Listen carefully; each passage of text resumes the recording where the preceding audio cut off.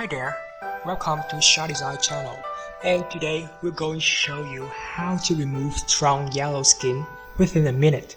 Stay tuned. First, use eyedropper tool with eye shortcut on the keyboard and take sample on her skin. Make sure to choose in the strong color area. Next, create a new layer by clicking new layer icon at the bottom right corner. Apply the color that we just picked to the new layer by pressing Alt Delete for Windows or Option Delete for Mac.